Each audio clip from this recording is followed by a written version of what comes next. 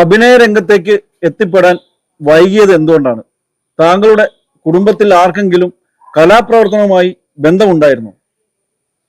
അഭിനയ രംഗത്തേക്ക് എത്താൻ വൈകിയെന്ന് പറഞ്ഞു കഴിഞ്ഞാൽ അത് എനിക്ക് 3 പെൺകുട്ടികളായിരുന്നു.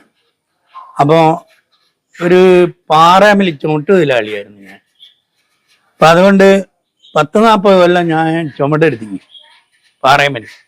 അപ്പോൾ ആ ചുമടെടുക്കുന്ന നേരത്തും ഞാൻ ഇടവേള കിട്ടുമ്പോഴെല്ലാം ഇങ്ങനത്തെ കലാപ്രവർത്തനത്തിന് പോവുമായിരുന്നു. ചില ശനി ഞായറൊക്കെ ഒഴിവ് വരുമ്പോൾ എല്ലാം പോകും. അല്ലാണ്ട് എന്ന് പറഞ്ഞാൽ നമ്മളെ ജീവിത പ്രാരാബ്ദം കൊണ്ട് ഇങ്ങനത്തെ മേഖലയിൽ നിന്ന് പോകാനായില്ല. അപ്പൊ അങ്ങനെ കുട്ടികളെല്ലാം കല്യാണം കഴിഞ്ഞ് എല്ലാം സുഖമായിട്ട് വിശ്രമ ജീവിതം നയിക്കുന്നതുകൊണ്ടാണ് ഇങ്ങനെ കലാരംഗത്തേക്ക് ഉഷാറായിട്ട് വരുന്നത്. അന്നേരവും ഞാൻ കുറേയൊക്കെ ടെലിഫിലിമൊക്കെ ചെയ്യലുണ്ടായിരുന്നു, നാടകത്തിൽ അഭിനയിക്കുകയൊക്കെ ഉണ്ടായിരുന്നു.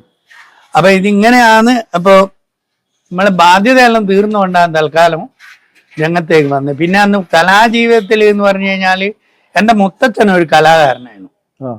അദ്ദേഹം പിന്നെ നൃത്ത സംഗീത നാടകമൊക്കെ ചെയ്യുമായിരുന്നു പണ്ട്. 1967 ഞങ്ങളൊരു പിന്നെ നാടകം കളിച്ചായിരുന്നു. ഞാൻ ബാലഗോപാലനായിട്ട്.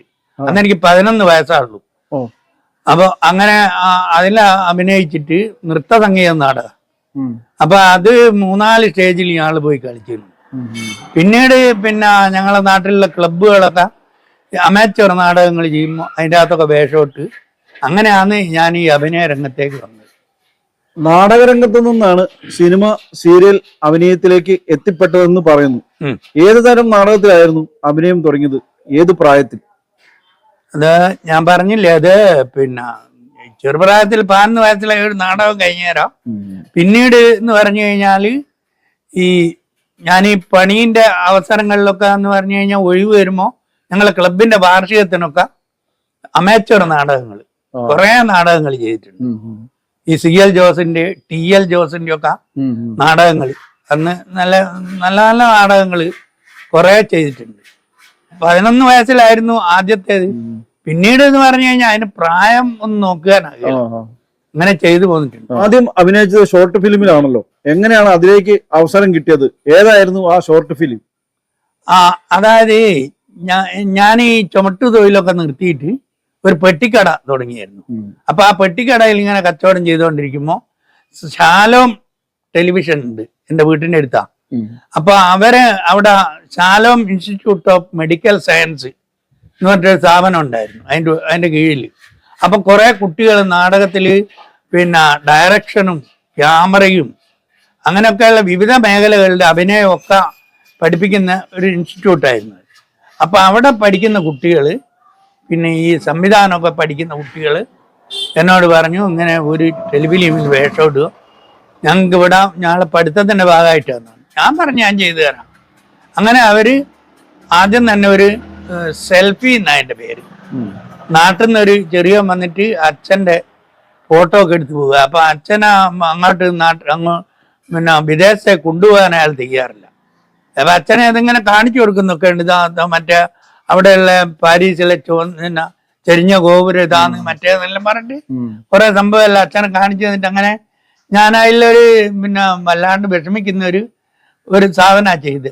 അപ്പോൾ അത് നല്ലതായിട്ട് അഭിപ്രായം പറഞ്ഞ് അങ്ങനെ ആ തുടക്കം. പിന്നീട് എനിക്ക് പിന്നെ മധു നീലകണ്ഠൻ എന്ന് പറഞ്ഞിട്ട് ഈ പിന്നെ കമ്പട്ടിപ്പാടമൊക്കെ ചെയ്ത ഒരു ക്യാമറാമാൻ ഉണ്ട്. അദ്ദേഹം അവിടെ വന്നപ്പോൾ അദ്ദേഹത്തിന് വെച്ച് ഇവര് ഒരു സാധനം എന്നെ കൊണ്ട് ചെയ്യിച്ചു. അതിൽ അദ്ദേഹം എന്നെ അനുഗ്രഹിക്കുകയൊക്കെ ചെയ്തിരിക്കും, നല്ല അഭിനയമായിട്ടുണ്ട് എന്നെല്ലാം പറഞ്ഞ്. അപ്പൊ അങ്ങനെയൊക്കെയാണ് ഈ ടെലിഫിലിം രംഗത്തേക്ക് വന്നത്. കൈപിടിച്ചു കൊണ്ടുവന്നത് ശാലോമാണ്. ശാലോമിന്റെ ചാച്ചൻ.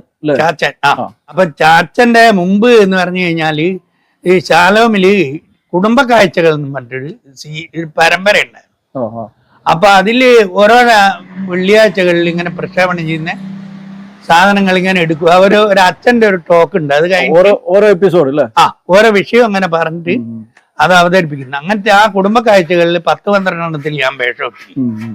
അപ്പൊ അതിന് ശേഷമാണ്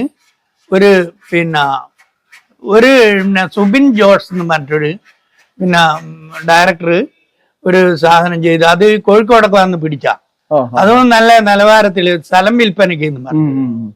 അപ്പൊ അതിന് ശേഷമാണ് ഈ തൃശ്ശൂരുള്ള ഒരു ലിജോ ജോൺ എന്ന് പറഞ്ഞ ഒരാള്, അദ്ദേഹം ക്യാമറാമാനും ഡയറക്ടറും കൂടിയാണ്.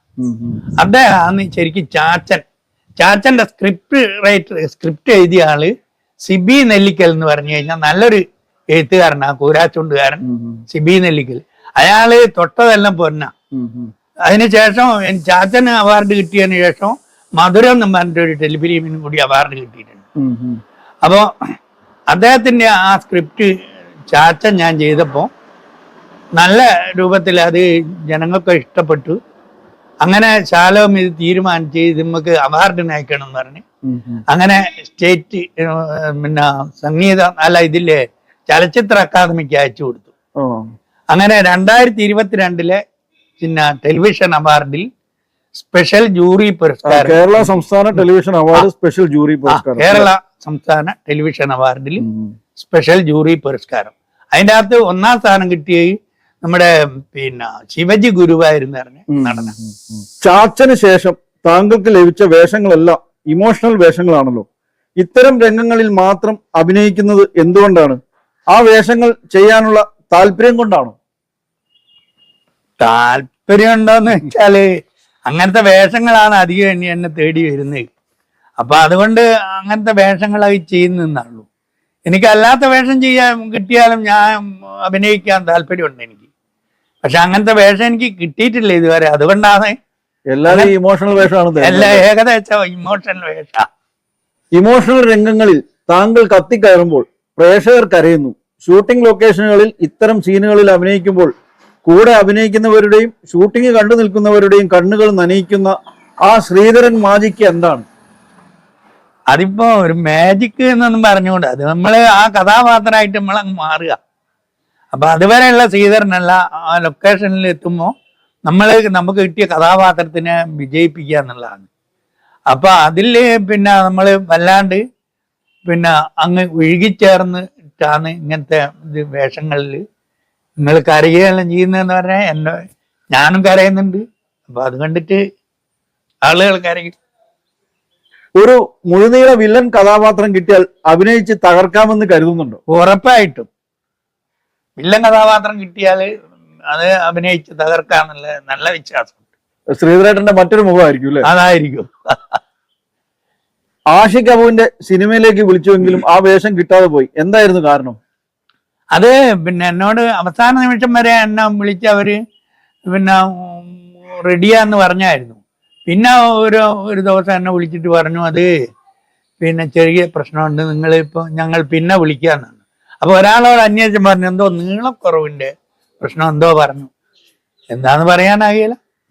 ചിലപ്പോ അവർക്ക് പിന്നെ പിടിച്ചിട്ടുണ്ടാകില്ല എന്നാ വിശ്വസിക്കുന്നത്. അങ്ങനെ അത് കയ്യിൽ നിന്ന് പോയി.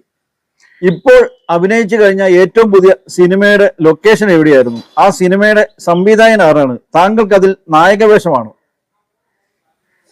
നായകവേഷമാണ് അതിൻ്റെ അകത്തുള്ളത് എന്ന് പറഞ്ഞാൽ ഒരു വൃദ്ധ കഥാപാത്രമാണ്.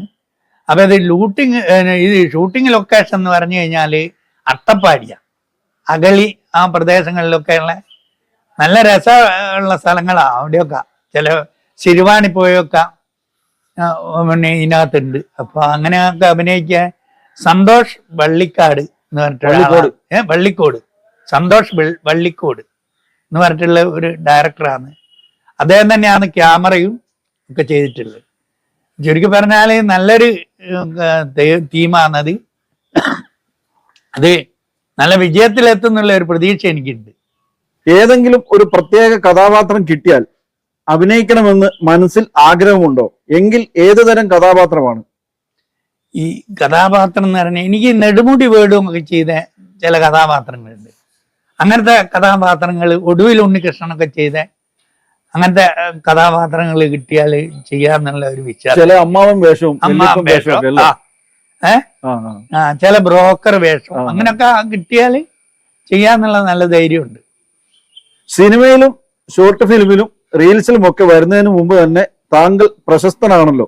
മഴവിൽ മനോരമയുടെ കോടീശ്വരൻ പരിപാടിയിൽ 12 ലക്ഷം രൂപ കളിച്ചു നേടി. അതിനെക്കുറിച്ചൊന്ന് പറയാമോ? 12 ലക്ഷം അല്ല, 12.5 ലക്ഷം ഉണ്ട്. അപ്പോ അതെന്ന് പറഞ്ഞു കഴിഞ്ഞാല് അതൊരു പിന്നെ എൻ്റെ ജീവിതത്തിലെ ഒരു വഴിത്തിരിവാണത്. ഈ സുരേഷ് ഗോപി നയിക്കുന്ന മഴവിൽ മനോരമയിൽ നിങ്ങൾക്ക് മാം കോടീശ്വരൻ. അപ്പൊ അതിനകത്ത് ഞാൻ സെലക്ട് ചെയ്യപ്പെട്ടു. അങ്ങനെ പിന്നെ അരൂരുള്ള മഴവിൽ മനോരമേന്റെ സ്റ്റുഡിയോ പോയിട്ട് പിന്നെ അതിനകത്ത് പങ്കെടുക്കുമ്പോൾ എന്ന് പറഞ്ഞു കഴിഞ്ഞാൽ ഇതിന് ആദ്യം ഓഡീഷൻ തന്നെ കുറെ കടമ്പകളൊക്കെ കടക്കാനുണ്ട്, എഴുത്ത് പരീക്ഷയൊക്കെ ഉണ്ട്. അതൊക്കെ കഴിച്ചിട്ട് ചില പെർഫോമൻസ് റൗണ്ടൊക്കെ കഴിഞ്ഞ ശേഷമാണ് സ്റ്റുഡിയോയിലേക്ക് വിളിച്ചത്.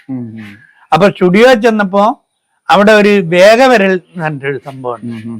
അപ്പൊ അത് കണ്ടസ്റ്റന്റുകൾ അപ്പുറം ഇപ്പുറം 5-5 ആളെ ഇരുത്തിയതിനു ശേഷം അവരോട് സുരേഷ് ഗോപി വന്നിട്ട് ചോദിക്കും, ഇങ്ങനെ അമ്മ മലയാളത്തിന് ഇന്നെല്ലാം പറഞ്ഞിട്ടൊരു അവതരണമുണ്ട്. അത് കഴിഞ്ഞാൽ ഇയാൾ പറയും ഒരു കടങ്കഥ എന്തെങ്കിലും എടുത്ത് തലതിരിച്ചിട്ടിട്ട് അതിനെ റെഡിയാക്കാൻ വേണ്ടി പറയും. അപ്പൊ ചെറിയ സമയം കൊണ്ട് അത് ചെയ്യുന്ന ആളാണ് വേഗവരലിൽ രക്ഷപ്പെടുക. അപ്പോ എന്നോട് ഇങ്ങനെ വേഗവരൽ പഠിപ്പിക്കും. 15 ചോദ്യം തലേ ദിവസം തന്നതിൽ 14 ഞാൻ തോറ്റുപോയി, ഒരെണ്ണ കിട്ടിയിട്ടുള്ളത്. അങ്ങനെ പിറ്റേ ദിവസം സുരേഷ് ഗോപി വന്നിട്ട് യഥാർത്ഥത്തിലുള്ള ചോദ്യം ചോദിച്ചപ്പോ ആദ്യത്തേത് എനിക്ക് അറിയാമായിരുന്നു, ഈ ശാസ്ത്രം ജയിച്ചു മനുഷ്യൻ തോറ്റു എന്നുള്ള ഒരു ഇതായിരുന്നു വന്നത്. അപ്പൊ ഞാൻ ശാസ്ത്രം ജയിച്ചു മനുഷ്യൻ കണ്ട് തോറ്റു എന്ന് തൊടാതെ ഓക്കെ അടിച്ചു. എന്താണെന്ന് വെച്ചാൽ സുരേഷ് ഗോപിനെ കണ്ടിട്ട് എനിക്ക് എന്തെല്ലോ ഇതായിപ്പോയോണ്ട് അദ്ദേഹത്തിന്റെ മുഖത്ത് തന്നെ നോക്കി ഈ ഓക്കെ അടിച്ചപ്പോ ഈ തോറ്റു എന്നുള്ള തൊടാണ്ട് അടിച്ചു പോയി. അപ്പൊ ഞാൻ അതിനകത്ത് ഔട്ടായി. അങ്ങനെ പിന്നെ ഒരാള് അതിനകത്ത് കയറി, അയാൾ കളിച്ച് ഇങ്ങനെ പിന്നെ 1,60,60,000 ചോദ്യത്തിൽ വന്ന് തെറ്റുത്തരം വന്നിട്ട് അയാളിങ് 10,000 ഇറങ്ങി, അയാൾ ഔട്ടായി. പിന്നീടുള്ള ചോദ്യവും പിന്നെ ഈ താഴെ കാണുന്ന ഓണനാളുകളെ ഇത് ആഘോഷിക്കുന്ന തരത്തിൽ ക്രമീകരിക്കാമെന്ന് ചോദിച്ചിട്ട് അത്തം, ചോതി, ഉത്രാടം, തിരുവോണം എന്നാണ് അതിന്റെ ശരിയുത്തരം. അപ്പൊ ഞാൻ അത് റെഡി ചെയ്തു. അപ്പൊ 7 മിനിറ്റിന്റെ ഉള്ളിൽ 7 സെക്കൻഡിന്റെ ഉള്ളിൽ ചെയ്തു. സെക്കൻഡോ മിനിറ്റോ സെക്കൻഡാ അതിന്റെ ഉള്ളിൽ ചെയ്തപ്പോ ഇദ്ദേഹം പറഞ്ഞു ഇത് ഇങ്ങനെയാണ് ക്രമീകരിക്കേണ്ടതെന്നെല്ലാം പറഞ്ഞതിന് ശേഷം പറഞ്ഞ് ആരാദ്യം പറഞ്ഞിട്ട് എന്റെ മുഖത്തേക്കൊന്ന് നോക്കി. അപ്പൊ എനിക്ക് തോന്നി ഞാൻ തന്നെയാണ്. അങ്ങനെ ശ്രീധരൻ ഫ്രം പെരുവണ്ണാമൂഴി എന്ന് പറഞ്ഞു. അങ്ങനെ ഞാൻ പോയി സുരേഷ് ഗോപി സാറ് കെട്ടിപ്പിടിച്ചു. അങ്ങനെ എന്നെ പിടിച്ച് ഹോട്ട് സീറ്റിൽ ഇരുത്തി. പിന്നെ ചോദ്യങ്ങൾ അങ്ങ് തുടങ്ങി. ആദ്യത്തെ 5 ചോദ്യങ്ങൾക്ക് 30 സെക്കൻഡാ. പിന്നീടുള്ള 5 ചോദ്യങ്ങൾക്ക് 45 സെക്കൻഡ്. അത് കഴിഞ്ഞിട്ട് പിന്നെ 10 ചോദ്യം കഴിഞ്ഞാൽ അങ്ങോട്ട് സമയമല്ല, ഇഷ്ടം പോലെ. അന്നേരം ഒരു മണിക്കുട്ടി എന്ന് പറഞ്ഞൊരു സാധനം നമ്മളെ വലത്തെ ഭാഗത്ത് മണിക്കുട്ടി ഓടിക്കൊണ്ടിരിക്കുക. അപ്പോ ഈ ചോദ്യങ്ങളിൽ ഇങ്ങനെ ചോദിച്ച് കുറെ ചോദ്യത്തിനൊക്കെ ഞാൻ തപ്പിത്തറിഞ്ഞാലും കൂടി ഉത്തരം പറഞ്ഞു. ഈ ലൈഫ് ലൈനൊക്കെ എടുക്കാനാകുന്നതൊക്കെ എടുത്തു കഴിഞ്ഞു. അപ്പൊ 6,40,000 ചോദ്യത്തിന് ലൈഫ് ലൈൻ തീർന്നു. പിന്നെ എനിക്കൊന്നുമില്ല. അങ്ങനെ പിന്നീടുള്ള ചോദ്യം ഈ പിന്നെ ഈ 2000 ആണ്ടിൽ കേരളത്തിന്റെ മുഖ്യമന്ത്രി ആരായിരുന്നു എന്നുള്ളൊരു ചോദ്യം. അപ്പൊ ചെറിയ പ്രശ്നം എനിക്കുണ്ടായിരുന്നു. AK ആന്റണി, ഉമ്മൻചാണ്ടി, നായനാർ എന്നെല്ലാം പറഞ്ഞിട്ട് വന്നപ്പോ ഞാൻ പറയാൻ നായനാർ എന്ന് പറഞ്ഞിട്ട്, അപ്പൊ എനിക്ക് എന്തോ ഒരു ചെറിയൊരു ഓർമ്മയുണ്ട് നായനാറാന്ന്. പിന്നെ ഞാൻ വിചാരിച്ചു ഇതൊരു കളിയല്ലേ, അപ്പൊ അതിനെ കൊണ്ട് ചിലപ്പോ പോയിട്ടുണ്ടെങ്കിൽ എനിക്ക് 3,20,000 കിട്ടും. അപ്പൊ അതുകൊണ്ട് എന്തായാലും ഇത് കിട്ടിയാ 12 ലക്ഷം കിട്ടുമല്ലോ. ഞാൻ പറഞ്ഞു നായനാർ എന്ന് പറഞ്ഞ് അത് ലോക്ക് ചെയ്തപ്പോ എനിക്ക് കിട്ടി 12 ലക്ഷം ഉറുപ്പിക കിട്ടി. അപ്പൊ അടുത്ത ചോദ്യം 25 ചോദിച്ചപ്പോ അറിയില്ല, എനിക്ക് അറിയാമായിരുന്നു എന്ന് പറഞ്ഞാല് അറിയാമായിരുന്നു. പിന്നെ എന്തോ ഒരു ചെറിയ ബുദ്ധിമോശം കൊണ്ട് ഈ തീരദേശം പിന്നെ ഏറ്റവും കുറഞ്ഞ തീരദേശമുള്ള ജില്ല അത് പിന്നെ കാസർഗോഡ്, എറണാകുളം, തൃശ്ശൂർ, കൊല്ലം. അപ്പൊ കൊല്ലമാണ് ശരിയുത്തരം. ഞാൻ കൊല്ലം പറഞ്ഞാണ്. പിന്നെ എനിക്ക് എന്റെ മനസ്സിൽ നീണ്ട കര വന്നു. അപ്പൊ ഞാൻ വിചാരിച്ചു നീണ്ട കര ഉണ്ടാകുമ്പോ നീണ്ട തീരദേശമായിരിക്കും ഇതെല്ലാം. അങ്ങനെ തെറ്റിദ്ധരിച്ചിട്ട് ഞാൻ ഒന്നും ലോക്ക് ചെയ്യാണ്ട് കിറ്റ് ചെയ്ത് ഞാൻ പറഞ്ഞത് എനിക്ക് ഈ പൈസ പുറയ്ക്ക് കൊണ്ടുപോകണം എന്ന് പറഞ്ഞ് കിറ്റ് ചെയ്ത് ഒരു കണ്ടായി. ഈ കോടീശ്വരനിൽ നിന്നും കിട്ടിയ സമ്മാനത്തോട് എന്ത് ചെയ്തു? എന്റെ ഇളയ മകളെ ഭർത്താവിന് കിഡ്നി ട്രാൻസ്പ്ലാന്റ് ചെയ്ത. അപ്പോ അത് പിന്നെ കൊടുത്തിരിക്കുന്നതെന്ന് പറഞ്ഞ എന്റെ രണ്ടാമത്തെ മകളെ ഭർത്താവ് വിജീഷ് എന്ന് പറഞ്ഞു. ആ വിജീഷാണ് കിഡ്നി കൊടുത്ത്. മറ്റേ ആള് എന്ന് പറഞ്ഞാൽ ശ്രീജിത്ത കിഡ്നി സ്വീകരിച്ച ആള്. അപ്പൊ ഈ ട്രാൻസ്പ്ലാന്റിന് ഇവരെ പിന്നെ സർജറിക്ക് ആസ്പത്രിയിൽ പോയപ്പോ എന്റെ അടുത്ത് പൈസ ഒന്നും ഇല്ലായിരുന്നു. അപ്പൊ ഞാനേ അന്നേരം വല്ലാത്ത വിഷമത്തിലായിരുന്നു. ഇവിടെ പോയി ഇവരെ പിന്നെ എടുത്തു പോയിട്ട് ഇവർക്ക് വേണ്ട ശുശ്രൂഷകളൊക്കെ ചെയ്യാൻ അല്ലാണ്ട് പൈസ കൊണ്ട് എനിക്കൊന്നും സാധിച്ചില്ല. അതൊരു സങ്കടം മനസ്സിലുണ്ടായിരുന്നു. ആ സമയത്താണ് നമുക്ക് ഇത് കിട്ടുന്നത്. അപ്പൊ ഈ 8.25 ലക്ഷം ഉറുപ്പിക കിട്ടിയപ്പോ ഞാൻ കുറച്ച് പൈസ എടുത്ത് അവർക്ക് രണ്ടുപേർക്കും ഒരു ചെറിയ പൈസ മൂത്ത മകളെ ഭർത്താവിനും കൊടുത്തു. അപ്പൊ അങ്ങനെയെല്ലാം കൂടി കുറച്ച് പൈസ ഞാൻ ബാങ്കിൽ ഇട്ട് സ്വന്തമായിട്ട് അങ്ങനെയെല്ലാം കൂടിയാണ് ആ പൈസ തീർന്നത്. താങ്കൾ ആദ്യമായി ഒരു ദുബായ് യാത്ര നടത്തിയിരുന്നല്ലോ, അതിനെ കുറിച്ചൊന്ന് പറയാമോ? ദുബായ് യാത്ര എന്ന് പറഞ്ഞാല് കോട്ടയത്തുള്ള ഒരു അമ്മ മലയാളം എന്ന് പറഞ്ഞിട്ടൊരു വാട്സാപ്പ് ഗ്രൂപ്പ് ഉണ്ട്. അപ്പൊ അതെന്ന് പറഞ്ഞു കഴിഞ്ഞാൽ കേരളത്തിലെ പ്രശസ്ത സാഹിത്യകാരന്മാരും അതുപോലെ നല്ല നല്ല പോലീസ് ഓഫീസേഴ്സും ഒക്കെ ഉള്ള ഒരു വലിയ ഒരു സാംസ്കാരിക സംഘടനയാണ് അമ്മ മലയാളം. അപ്പൊ അതിന്റെ അകത്ത് അവര് സംഘടിപ്പിച്ച ടൂറ്. അപ്പൊ ദുബായ് ഫെസ്റ്റ് 2000-ത്തിനാണ് പോയത്. പോയപ്പോ എന്ന് പറഞ്ഞു കഴിഞ്ഞാല് അവര് പിന്നെ വേണ്ട സഹായമൊക്കെ ചെയ്ത് എന്തായാലും എനിക്ക് 1 ലക്ഷം ഉറുപ്പ്യന്റെ അടുത്ത് എനിക്ക് ചെലവുണ്ട്. അപ്പൊ ദുബായിൽ പല സ്ഥലത്തും പോയിട്ട് ഡെസേർട്ട് സഫാരി, പിന്നെ ബുർജ് ഖലീഫന്റെ 125-ാം നില വരെ പോയി കണ്ടു. പിന്നെ ലോകത്തിലെ ഏറ്റവും വലിയ ഗാർഡൻ എല്ലാം ദുബായിലാണ്. ദുബായിൽ എന്ന് പറഞ്ഞാൽ ഏതാണ്ട് 17ഓളം ഗിന്നസ് വേൾഡ് റെക്കോർഡ് കിട്ടിയ രാജ്യമാണ് ദുബായ്. എന്ന് പറഞ്ഞാല് എമിറേറ്റ്സിൽ 7 പിന്നെ രാജ്യങ്ങളെ ഒരു ഇതാണ് UAE എന്ന് പറയുന്നത്. അപ്പൊ അതില് ദുബായ് ആണ് ഏറ്റവും മെച്ചപ്പെട്ടിരിക്കുന്നത്.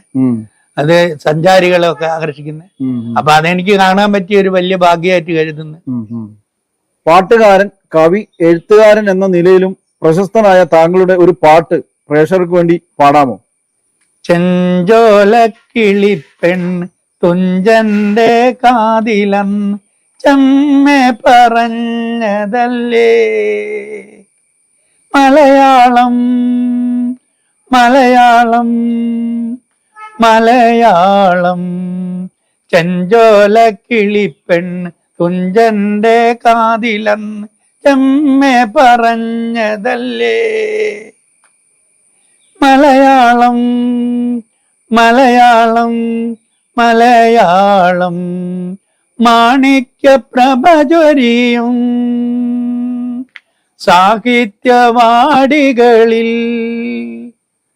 പാടാത്ത പൂവല്ലേ മലയാളം മലയാളം മലയാളം നന്മയെ കോർത്തിണക്കി തിന്മയെ അകറ്റിടുന്ന വർണ്ണമാല എന്നുമെന്നും മലയാളം ചെഞ്ചോലക്കിളിപ്പെണ്ണ് തുഞ്ചന്റെ കാതിലന്ന് ചെമ്മെ പറഞ്ഞതല്ലേ മലയാളം മലയാളം മലയാളം.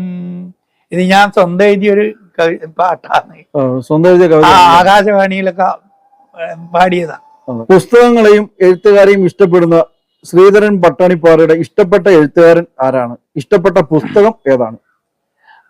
ഇഷ്ടപ്പെട്ട എഴുത്തുകാരനാന്ന് വെച്ചാൽ എനിക്ക് മൂന്നന്റെ പുസ്തകങ്ങളൊക്കെ വലിയ ഇഷ്ടം. പിന്നെ ഇഷ്ടപ്പെട്ട എഴുത്തുകാരൻ എന്ന് പറഞ്ഞാൽ എന്നെ വല്ലാണ്ട് സ്വാധീനിച്ച് വിക്ടർ ഹ്യൂഗോന്റെ പാവങ്ങൾ എന്ന് പറഞ്ഞ പുസ്തകം. പിന്നെ അതുപോലെ തന്നെ പൊയ്ലോ കൊയ്ലോന്റെ ആൽക്കമിസ്റ്റ്, അതുപോലെയുള്ള പുസ്തകങ്ങളൊക്കെ വല്ലാണ്ട്. അപ്പൊ അത് സാഹിത്യകാരന്മാരെ ആരാ ഇഷ്ടം എന്ന് പറഞ്ഞു കഴിഞ്ഞാല് അങ്ങനെ എനിക്ക് വേർതിരിവില്ല. എനിക്ക് ഇവരൊക്കെ ഇഷ്ടമാണ്. അപ്പൊ നല്ല നല്ല ഇന്ത്യയിൽ തന്നെ നമ്മളെ ആശാപൂർണ ദേവി, ബംഗാളി സാഹിത്യകാരി, അദ്ദേഹത്തിന്റെ അവരെ പിന്നെ ജ്ഞാനപീഠ അവാർഡ് കിട്ടിയ പ്രഥമ പ്രതിശ്രുതി, സുവർണ, ബഗുളിന്റെ കഥ, അങ്ങനെയൊക്കെയുള്ള പുസ്തകങ്ങളൊക്കെ ബംഗാളി സാഹിത്യം കുറെ ഞാൻ വായിച്ചു. പിന്നെ ലോക ക്ലാസിക് എന്ന് പറഞ്ഞാൽ ഈ പാവങ്ങൾ പോലെയുള്ള കുറെ പുസ്തകങ്ങൾ വായിച്ചിട്ടുണ്ട്. പിന്നെ മലയാളത്തിൽ എന്ന് പറഞ്ഞാൽ നമ്മളെ മൂന്നനും MT യും അതുപോലെ ഉറൂബ്, തകഴി, അവരെയൊക്കെ പുസ്തകങ്ങള് ഞാൻ വായിച്ചിട്ടുണ്ട്. എസ്.കെ. പൊറ്റക്കാട് എന്നെ ഒരിക്കലും മറക്കാനാകാത്ത എഴുത്തുകാരൻ. അപ്പൊ അവരോടൊക്കെ എനിക്ക് ഇഷ്ടമാണ്. നിഷ്കളങ്കമായ ഈ പുഞ്ചിരിയുടെ പിന്നിലെ രഹസ്യം എന്താണ്? അതിന്റെ രഹസ്യം എന്താന്ന് വെച്ച് കഴിഞ്ഞാല് പുഞ്ചിരിക്കാൻ തന്നെ അതിന് പ്രത്യേകിച്ച് നമ്മൾ അധ്വാനം ഒന്നും വേണ്ട. വെറുതെ അങ്ങ് വായ തുറന്ന് അങ്ങ് ഇതാക്കിയാൽ മതി. പക്ഷെ അതിൻ്റെ ഉള്ളില് നമ്മൾ ചിരിക്കുന്ന ആളോടുള്ള ഒരു ഇതുണ്ട്. അവര് എന്തെന്നാ നമ്മള് പുറത്ത് കാണിക്കാൻ പറ്റാത്ത ഒരു സംഭവം നമ്മൾ ഉള്ളിൽ നടക്കുന്നുണ്ട്. അയാളോടുള്ള സ്നേഹവും അതൊക്കെ. പിന്നെ നമ്മൾ പ്രകൃതിനെ നോക്കി ചിരിച്ചോണ്ടിരിക്കണം എന്നാ ഞാൻ പറയുന്നത്. അല്ലാണ്ട് നമ്മൾ ഈ കനപ്പിച്ച് നടന്നിട്ട് കാര്യമൊന്നുമില്ല. ശരിക്ക് ചിരിക്കുക. ചിരി ആരോഗ്യത്തിന് നല്ലത് എന്നാ എനിക്ക് പറയാനുള്ളത്. ശ്രീധരേട്ടന്റെ കുടുംബം, ഭാര്യ, മക്കൾ, അവരെ കുറിച്ചൊന്ന് പറയാമോ? എൻ്റെ ഭാര്യ സരോജിനി എന്ന് പറയും. പിന്നെ അവർക്കിപ്പോ എനിക്ക് 72 വയസ്സായി, അവർക്ക് 65 വയസ്സായി. പിന്നെ മക്കള് 3 പെൺകുട്ടികളാണ്. മൂത്ത മകളെ ഭർത്താവ് ഈ കോൺക്രീറ്റിന്റെ മേസ്തിരിയാ. പിന്നെ അവളും ഡിഗ്രി കഴിഞ്ഞ. പിന്നെ രണ്ടാമത്തെ മകളും ഡിഗ്രി കഴിഞ്ഞാണ്. അവളെ ഭർത്താവ് കുറ്റിയാടിയിൽ കച്ചവടക്കാരനാണ്. അദ്ദേഹമാണ് ഈ കിഡ്നി കൊടുത്തിയ ആള്. അവര് നല്ലൊരു കച്ചവടം ഉണ്ട് അവർക്ക്, ഈ ഫാൻസി കട. പിന്നെ മൂന്നാമത്തെ കിഡ്നി സ്വീകരിച്ച ആള് ഈ KSFയിൽ അസിസ്റ്റന്റ് മാനേജറാണ്. അപ്പം കൊയിലാണ്ടി സെക്കൻഡ് ബ്രാഞ്ചിൽ ജോലി ചെയ്യുന്നു. മക്കളുടെ പേരും കൂടെ ഒന്ന് പറഞ്ഞു. മക്കള് എന്ന് പറഞ്ഞാൽ മൂത്തയാളെ പേര് പിന്നെ ശ്രീജ, രണ്ടാമത്തെ ശ്രീസ, മൂന്നാമത്തെ ശ്രീല. അപ്പൊ മൂത്ത മകളെ ഭർത്താവിന്റെ പേര് മനോജ്, രണ്ടാമത്തെ മകളെ ഭർത്താവിന്റെ പേര് വിജീഷ്, മൂന്നാമത്തെ ആള് ശ്രീജിത്ത്. അവർക്ക് ഈ ഒരാണും പെണ്ണും വെച്ചിട്ട് 3 പേർക്കും ഒരാണും ഒരു പെണ്ണുമായിട്ട് 6 പേരക്കുട്ടികളുണ്ട്. അപ്പൊ നമ്മുടെ ലൈഫൊക്കെ സുഖമായിട്ട് പോകുന്നു. ഞാനും ഭാര്യയും സ്വസ്ഥം ആണ് ഇപ്പോൾ ഉള്ളത്.